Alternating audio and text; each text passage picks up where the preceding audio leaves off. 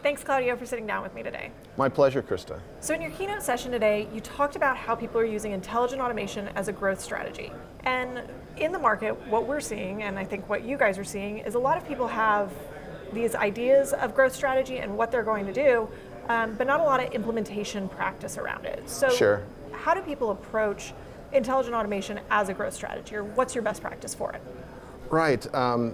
What we're finding is perhaps the single most important action for a successful automation strategy, frankly, is the identification and prioritization of the use cases themselves to really lead to the most high potential use cases. And when I talk about high potential use cases, I'm talking about a use case that can be successfully implemented in the company, that the organization is going to embrace, and frankly, that's going to deliver a high impact benefit for the business.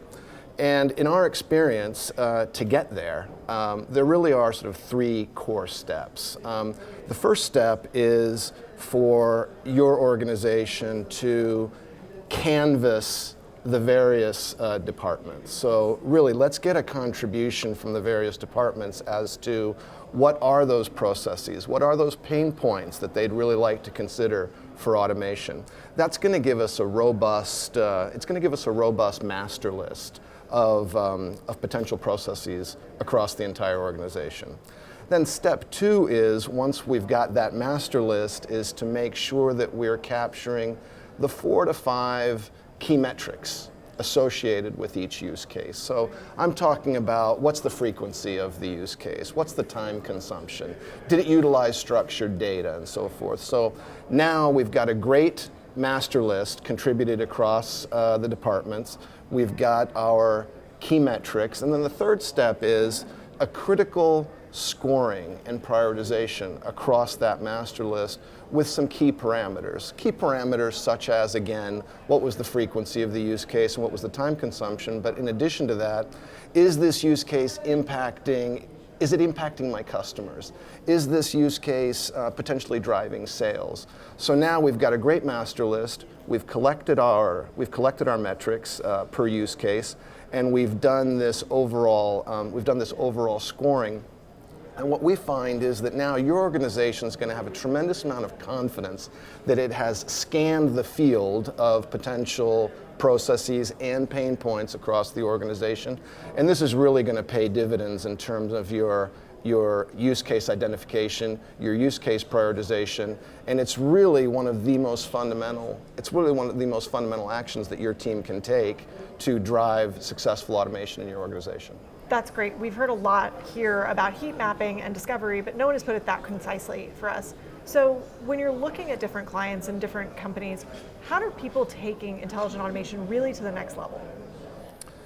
You know, we're talking a lot with our clients about taking their automation strategy to the next level, and that most often brings us into a conversation of how can we align the automation strategy with your business growth strategy, frankly. You take, for example, different companies who may be at an earlier stage of their intelligent automation strategy.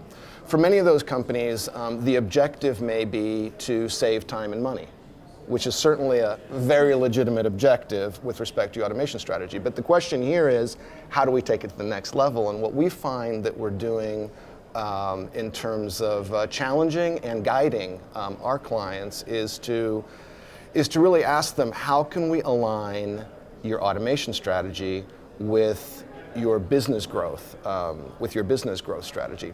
Take, for example, a company who may have sales reps visiting customers and visiting buyers every day.